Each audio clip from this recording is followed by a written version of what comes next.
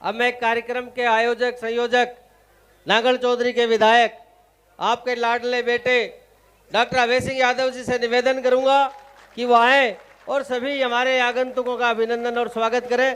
जोरदार ताली बजा करके सभी से। भारत माता की, भारत माता की, बीजेपी जिंदाबाद, नरेंद्र मोदी जिंदाबाद, मनोहर लाल खट्टर जिंदाबाद। डॉक्टर अभय सिंह जी। बहुत ही आदर और सम्मान के योग हमारे आज के मुख्य अतिथि त्रिपुरा के पूर्व मुख्यमंत्री और हमारे हरियाणा जनता पार्टी के प्रभारी आदरणीय श्री विप्लव कुमार देव जी, हमारे पार्टी के प्रदेश अध्यक्ष श्री नायब सैनी जी, प्रोफेसर रामविलास शर्मा जी, ओम प्रकाश जी, चौधरी धर्मवीर जी, सीताराम जी और मंचासीन सभी प्रमुख हमारे नेतागण, भाई मोहनलाल जी बड़ोली हमारी पार्टी के महासचिव, मैं सबसे पहले तो आपको नमन करता हूं कि आप इतनी बड़ी संख्या में सुबह से 10 बजे से यहां बैठे हैं। मैं आपके प्रति अपना आभार प्रकट करता हूं और आपका ये एहसान हमेशा मेरे सर पे रहेगा। भाइयों बहनों 2014, भाई थोड़ा चुप करो ना रहने बीच में। 2014 में पहली बार नौकरी छोड़कर आपके पास आया था और आते ही दिल में कुछ अरमान थे। भारतीय जनता पार्टी का मैं ऋणी रहूंगा हमेशा कि मुझे उन्होंने नौकरी से आते ही टिकट दिया और टिकट देकर पूरे 9 साल काम करने का मौका दिया। मैं माननीय मुख्यमंत्री जी का भी उनकी पीठ पे धन्यवाद करता हूं कि इस पिछले 9 साल में उन्होंने मुझे काम करने का भरपूर अवसर दिया और जहां जहां भी इस क्षेत्र की आवश्यकताएं थी उन क्षेत्र की आवश्यकताओं को उन्होंने भली भांति से देखा और परखा और जब भी मैंने उनसे अनुरोध किया किसी काम के लिए उन्होंने कभी मना नहीं किया। भाइयों बहनों, राजनीति आज के युग में अब विशेषकर जब सोशल मीडिया चारों तरफ से सक्रिय है, वो जमाना चला गया कि राजनीति में 5 साल में एक बार दर्शन देके चले जाओ और उसके बाद में लोग दोबारा चुन लें। सोशल मीडिया पे हर आदमी का, एक एक व्यक्ति का रोजाना आकलन होता है। हमारे समाज का हर प्रबुद्ध आदमी, गांव की चौपाल में बैठने वाला, हुक्के पे बैठने वाला आदमी भी, आप सबको एक राजनीति में इतनी दिलचस्पी है कि हर वक्त राजनीति की चर्चाएं करते रहते हैं। और मैं तो कई बार दरी पे बैठने जाता हूं तो जाते ही कहेंगे डॉक्टर साहब आपकी बड़ी लंबी उम्र है, आपका जिक्र कर रहे थे। तो मैं कहता हूं राजनीति के अलावा भी कोई बात देख लिया करो, सारे दिन राजनीति डिस्कस करते रहते हो। तो ये जमाना है। इस जमाने में राजनीति को रोजाना विवेचन होता है। और भाई मैंने तो एक ही बात सीखी थी कि भाई मेरी माँ हमेशा मेरे को एक बात कहती थी कि नियत पे काबू रखना और अपनी मेहनत पे विश्वास रखना, भगवान हमेशा तेरे को आगे बढ़ाता रहेगा। 1 महीने की उम्र में पिताजी छोड़ के गए थे और 27 साल की विधवा मां के साथ 15 साल की उम्र में हल चलाना खेत में शुरू किया था और वहां से यात्रा शुरू करके इस जगह तक मैं पहुंचा हूं। मैं तो हमेशा समाज का ऋणी रहता हूं कि समाज की वजह से ही हमें इतना कुछ दिया। मेरे ख्याल से परमात्मा ने इतना दिया है कि उस विधवा मां की कोख से आज भी 10 क्लास 1 अफसर उस परिवार में है। मुझे इससे बड़ा पारितोषिक परमात्मा से कुछ नहीं चाहिए। और आप लोगों के दिल में, दिमाग में कई बार ये बात रहती है कि इसको विधायक को कुछ नहीं मिला। अरे मेरे को तो बहुत कुछ मिल गया। मेरे को इतना प्यार मिल गया आप लोगों का कि मेरी एक आग्रह पर आप इतनी बड़ी संख्या में सुबह से यहाँ बैठे हो। भारत माता की। इससे बड़ा पारितोषिक मेरे लिए कोई इससे बड़ा पारितोषिक नहीं हो सकता। भाइयों बहनों, सकारात्मक राजनीति करता हूं, कभी किसी की आलोचना नहीं करता। मेरे खिलाफ कोई कुछ भी कहता रहे, कभी मैं उसका प्रत्युत्तर नहीं देता।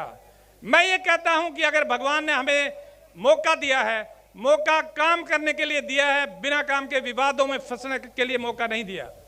और मुझे याद है अच्छी तरह से 2014 में जब मैं पहली बार विधानसभा में गया था और पहली बार जब बोलने का अवसर मुझे मिला, तो मुझे मेरे दिमाग में, मेरे दिल में एक टीस थी इलाके के प्रति, कि इलाका बर्बाद हो रहा है बिना पानी के।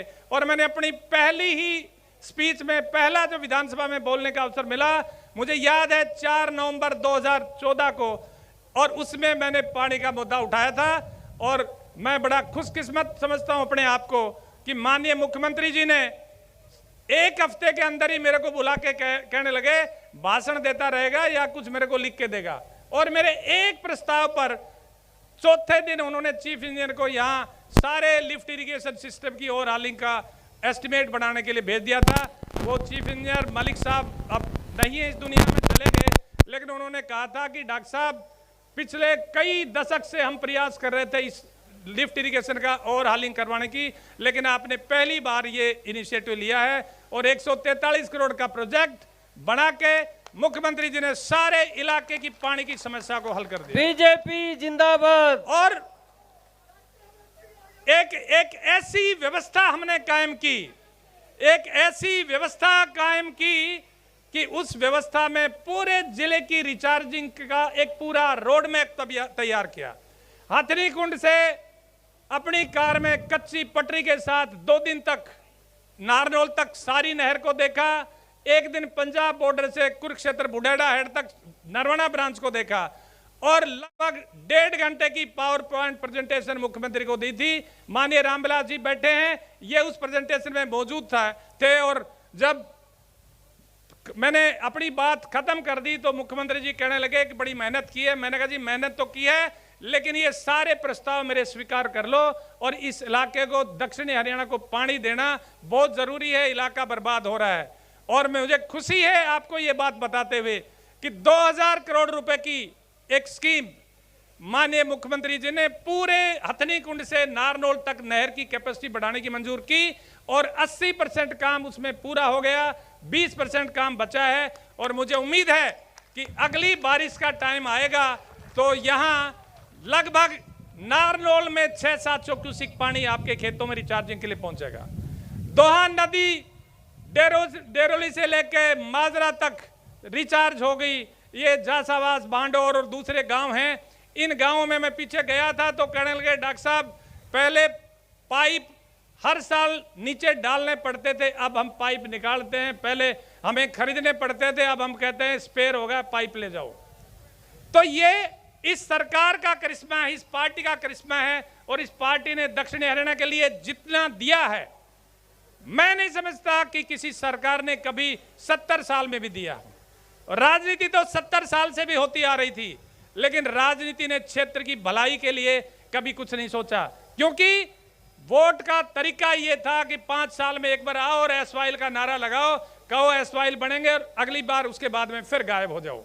और हमने जिक्र नहीं किया एसवाइल का, हमारा हक है, जब सरकार फैसला होगा पानी आ जाएगा, लेकिन एसवाइल के फैसले तक हम दक्षिणी हरियाणा के महेंद्रगढ़ के किसानों को प्यासा नहीं मार सकते थे, उनकी भूमि को बर्बाद नहीं करना चाहते थे। तो इसलिए सरकार ने ये स्कीम दी। आपके पास, आप जयपुर में पेशेंट्स ले जाते हैं, हम सारे के सारे रास्ते में सीरियस पेशेंट्स, आधे पेशेंट दम तोड़ जाते हैं। और अब मात्र एक अनुरोध पे 700 करोड़ की लागत पे 710 बेड का मेडिकल कॉलेज आपके पास बन के तैयार हो रहा है। और उस मेडिकल कॉलेज में भगवान चाहे तो नए साल में हॉस्पिटल शुरू करवा देंगे और आपको जयपुर और दिल्ली और गुड़गांव के चक्कर नहीं लगाने पड़ेंगे। आपके पास 1200 एकड़ में बशीरपुर घाटा शहर में लॉजिस्टिक हब बन रहा है, थोड़ी सी उसमें कसर रह रही है, वो मेरे ख्याल से अगले 2 महीने में रिजोल्व हो जाएगा, लेकिन उसका बाहर का सारा काम करवा दिया, 4 लेन का नेशनल हाईवे बना दिया वहां तक, और पानी की, कच्चे पानी की लाइन वहां तक बिछा दी, रेल की पटरी डाबला रेलवे स्टेशन से वहां तक आ गई, सारा काम कंप्लीट है। और भगवान ने चाहा तो इस साल के अंत तक आप उसको भी आगे बढ़ते हुए देखोगे। तो मैं ये कहता हूं, नेशनल हाईवे का इतना बड़ा नेटवर्क किसी सरकार ने नहीं दिया। और देखो, बात यह है कि असली ताकत तो होती है नेता के विजन में। हमारे माननीय मोदी जी, उनका अपना एक विजन है। मैं आज सुबह अखबार पढ़ रहा था, उसमें रूस के राष्ट्रपति का स्टेटमेंट है, पुतिन का, कि मोदी जी जो सोच लेते हैं वो हिम्मत करे, साहसपूर्ण उसको लागू करते हैं, फैसला लेते हैं। हमारे देश में फैसला लेने वाले नेता की कमी थी, और इस आदमी ने, हमारे प्रधानमंत्री जी ने, इन्होंने पिछले 9 साल में इस देश को कहां से कहां पहुंचा दिया। जिस देश की गिनती हमेशा पिछली पंक्ति में होती थी, आज वही देश सारे दुनिया का परामर्शदाता बन गया। जब कोई भी सलाह की जरूरत होती है तो माननीय मोदी जी को बुला के करते हैं। तो मैं ये कहता हूं कि मैं ये सारी बातें मैं इसलिए कह रहा हूं, और मुझे लोग पूछते थे कि आपको ये रैली बुलाने की क्या जरूरत पड़ी। मैंने कहा, इस रैली से मैं सिर्फ एक बात देखना चाहता हूं कि लोग विकास की राजनीति में कितना विश्वास करते हैं। और आज मैं धन्य समझता हूं अपने आप को कि आपने सुबह से इतना लंबी लाइन लगा दी, लोग आ रहे हैं, जा रहे हैं, लंबी लंबी लाइनें।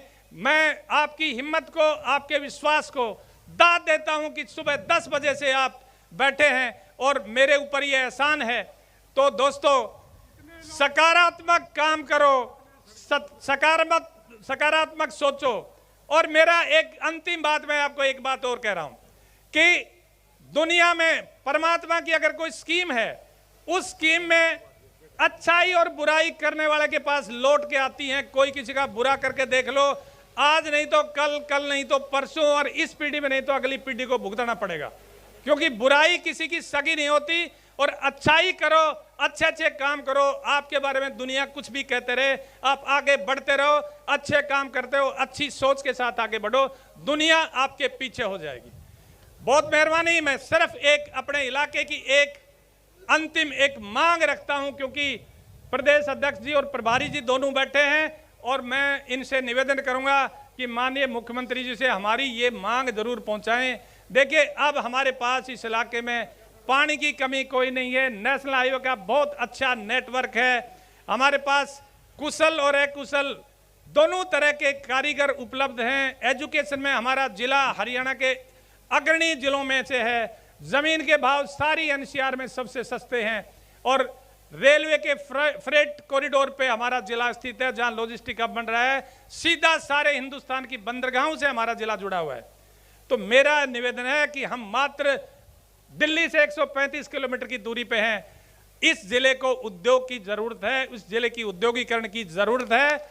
हमारे ये बच्चे, जो बेरोजगारी बढ़ रही है, मेरा एक सपना है कि इस जिले में एक बड़ी उद्योग की यूनिट यहां लगाई जाए, और एक यूनिट यहां लग गई तो इस जिले में उद्योग की लाइन लग जाएगी। जिस दिन औद्योगिकरण इस जिले का हो जाएगा तो हमारे जिले का एक भी नवयुवक बेरोजगार नहीं रहेगा।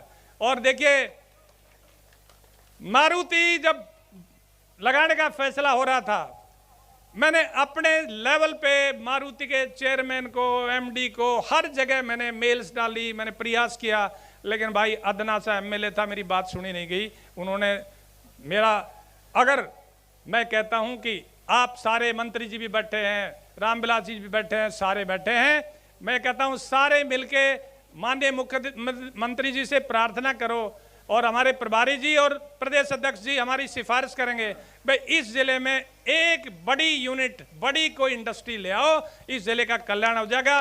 धन्यवाद, जय हिंद। आप लोगों का पुनः बहुत बहुत आभार, धन्यवाद, आप इतनी संख्या में आए। और मेरा हाथ जोड़ के आप लोगों से एक अनुरोध और है कि भाई हमारे मुख्य अतिथि जब तक अपना भाषण समापन ना कर लें, तब तक मेरा आपसे अनुरोध है, आप उठ के ना जाइए। आपने सुबह से इतना एहसान किया है मेरे लिए, गर्मी में यहाँ बैठे हो, इतने घंटे हो गए, आधा घंटा और बैठे रहो मेरे लिए। धन्यवाद, जय हिंद, नमस्ते। बहुत बहुत धन्यवाद डॉक्टर अभय सिंह यादव जी का।